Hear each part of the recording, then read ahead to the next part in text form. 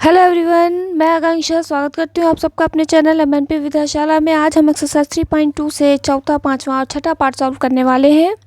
इसके पहले के पार्ट में पिछले वीडियो में सॉल्व कर चुकी हूँ।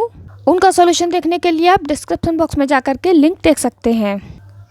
सॉल्यूशन स्टार्ट करने से पहले आप सबसे रिक्वेस्ट है, प्लीज़ वीडियो को लाइक करें और अभी तक अगर चैनल को सब्सक्राइब नहीं किया है तो सब्सक्राइब करें। तो देर न करते हुए शुरू करते हैं सॉल्यूशन। तो हमें रैखिक समीकरण दिए गए हैं जिन्हें हम प्रतिस्थापन विधि से हल करना है हमें, ठीक है। तो जो चौथा वाला क्वेश्चन है इसे हम सबसे पहले सॉल्व करेंगे। क्वेश्चन पॉइंट में दिया गया है हमें एक्स और वाई की वैल्यू ज्ञात करनी है प्रतिस्थापन विधि से। तो चलिए इसे सॉल्व करने के लिए हम क्या करेंगे, हमने क्वेश्चन को अलग से नोट कर लिया है, ठीक है। क्वेश्चन में हमें दिया गया है 0.2x plus 0.3y is equal to 1.3, 0.4x plus 0.5y is equal to 2.3। Point का क्वेश्चन है ये। चाहे तो इसे पॉइंट में भी सॉल्व कर सकते हैं, लेकिन पॉइंट में सॉल्व करने में थोड़ा कैलकुलेशन जो है हार्ड हो जाएगा। तो इसके लिए हम क्या करते हैं, सबसे पहले हम ऐसा कर लेते हैं, इसको थोड़ा सा इजी बनाते हैं। और इजी बनाने के लिए बच्चों हम क्या करेंगे, हम क्या करते हैं समीकरण 1 और समीकरण 2 दोनों में जो है हम दोनों पक्षों में 10 का गुणा कर लेते हैं, ठीक है। 10 का गुणा करने से क्या होगा, ये सारे पॉइंट समाप्त हो जाएंगे। तो यहाँ से मैं से लिख सकते हैं समीकरण 1 में और समीकरण 2 में 10 का गुणा करने पर। तो उससे क्या होगा, जब हम 0.2 में 10 का गुणा करेंगे तो ये रह जाएगा केवल 2x प्लस ये हो जाएगा 3y और ये हो जाएगा 13 और ये हो जाएगा हमारा समीकरण 2 में जब हम 10 का गुणा करेंगे तो ये हो जाएगा 4x plus 5y is equal to 23। ये तो बेसिक सी बात है, आई थिंक आप लोगों को पता होगी, फिर भी मैं एक बार बता देती हूँ। जैसे 0.2 है, इसमें जब हम 10 का गुणा करेंगे तो एक 0 लगेगा और जब पॉइंट एक नंबर पहले लगाएंगे तो ये केवल 2 रह जाएगा। इसी तरीके से सभी में हुआ है, ठीक है। तो अब नए समीकरण जो एक्चुअल हमारे पास आ गए हैं जिन्हें सॉल्व करना है वो है 2x plus 3y is equal to 13, 4x plus 5y is equal to 23। इसे हम सॉल्व करेंगे। तो अभी ये नए समीकरण हमारे जो है इनको ही हम नाम दे देते हैं समीकरण नंबर 3 और समीकरण नंबर 4।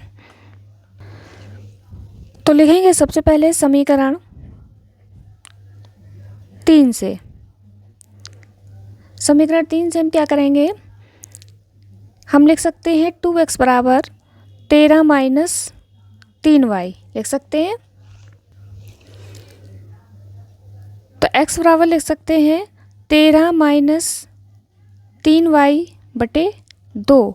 ये हो गया हमारे पास समीकरण नंबर 5, ठीक है। प्रतिस्थापन विधि में क्या करते हैं, इसी तरीके से हम एक का मान निकाल लेते हैं, चाहे x का निकाल लें चाहे y का निकाल लें। क्योंकि हमने तीसरे वाले समीकरण से निकाला है तो ये मान निकाल कर जो हमने मान निकाला है इसको हम चौथे वाले समीकरण में रखेंगे, यानी चौथे वाले समीकरण में x के स्थान पर हम ये वैल्यू रखेंगे। तो हम लिखेंगे समीकरण 5 से x का मान समीकरण 4 में रखने पर।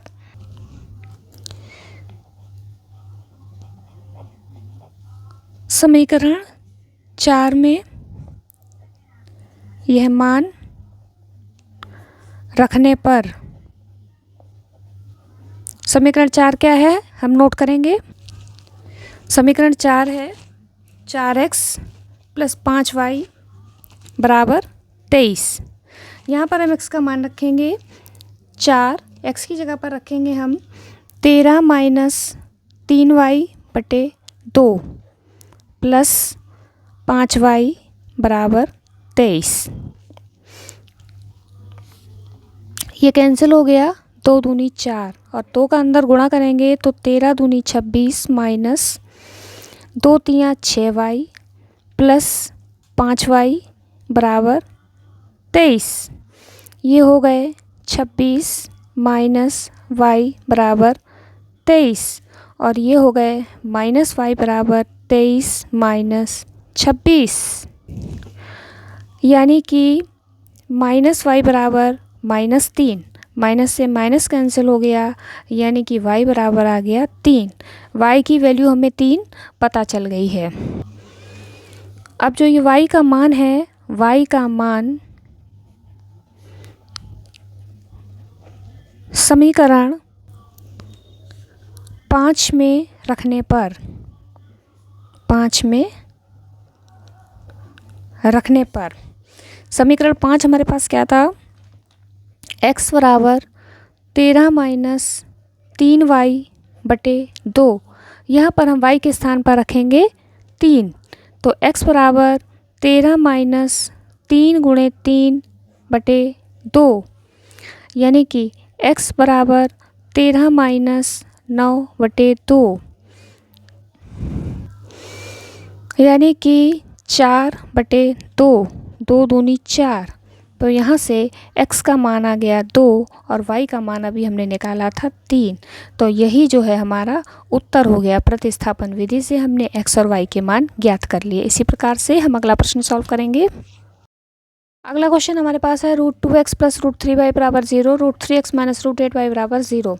ये है समीकरण 1, इसको कह देते हैं समीकरण नंबर 2। तो क्या करेंगे हम समीकरण 1 से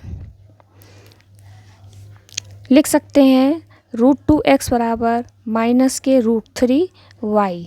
ये जो √3y है इधर आ जाएंगे, माइनस के हो जाएंगे, 0 में माइनस होंगे तो 0 से कोई फ़र्क नहीं पड़ेगा, तो इस तरीके से लिख सकते हैं। यानी कि x बराबर माइनस √3 अपॉन √2y। इसको हम कह सकते हैं समीकरण नंबर 3। समीकरण 3 से ये मान समीकरण 2 में रखेंगे, ठीक है। ध्यान देना, 1 में नहीं रखेंगे क्योंकि 1 से तो ये मान हमने निकाला ही है। तो हम लिखेंगे यह मान समीकरण 2 में रखने पर समीकरण 2 फिर से लिखते हैं √3x माइनस √8y बराबर 0। √3x के स्थान पर माइनस √3 अपॉन √2 माइनस √8y बराबर 0। तो ये हो गया -3 अपॉन √2 माइनस √8y बराबर 0। एक चीज़ मिस हो गई है यहाँ पर कि इसके साथ में y भी चल रहा है। ये देखिए समीकरण 3 से ये y भी है ना साथ में, ये मिस हो गया, सॉरी। चलिए लिख देते हैं, कोई बात नहीं है। अब इसको सॉल्व करते हैं। इसके नीचे अगर 1 मान लिया जाए तो ये सॉल्यूशन हो जाएगा -3y, ये एलसीएम टाइप √2, तो ये हो गया -3y और ये हो गया हमारा -√8 इंटू √2y बराबर 0, यानी -3y माइनस √16y बराबर, ये 2 का अगर इधर मल्टीप्लाई कर लेंगे, क्रॉस मल्टीप्लाई, तो हो जाएगा 0। तो -3y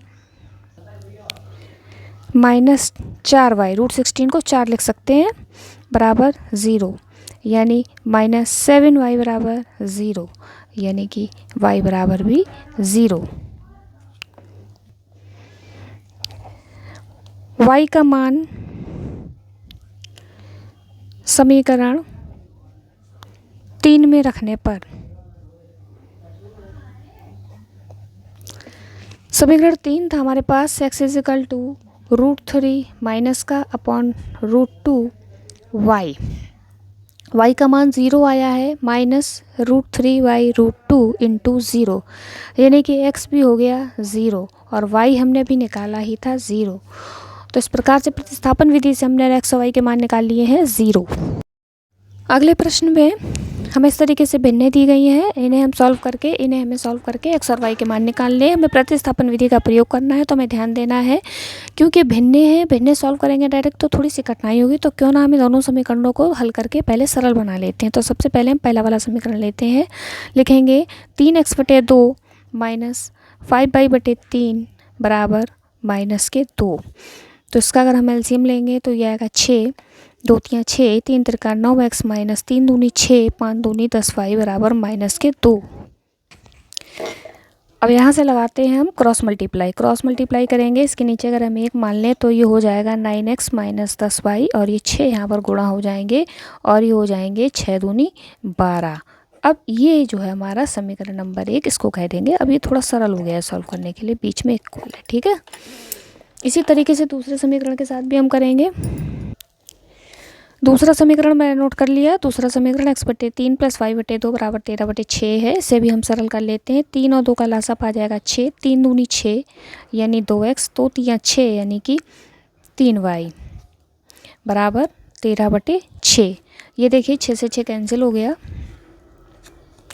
6 से 6 कैंसिल हो गया, तो ये हो गया हमारे पास 2x + 3y बराबर 13। ये हो गया अब हमारा नया समीकरण नंबर 2। तो अब इन्हीं समीकरण 1 और 2 को संग लेकर के हम x और y के मान निकालेंगे। तो समीकरण 1 क्या था, पेज टर्न हो गया है, फिर से लिखते हैं। समीकरण 1 हमने निकाला था 9x - 10y बराबर -12। लिख देंगे यहाँ पर समीकरण 1 से हम लिख सकते हैं 9x बराबर -12 + 10y। तो x बराबर हम कह सकते हैं -12 + 10y बटे 9। ये हो जाएगा समीकरण नंबर 3। तो यह मान जो है वो हम कहाँ रखेंगे, समीकरण 2 में। यह मान समीकरण 2 में रखने पर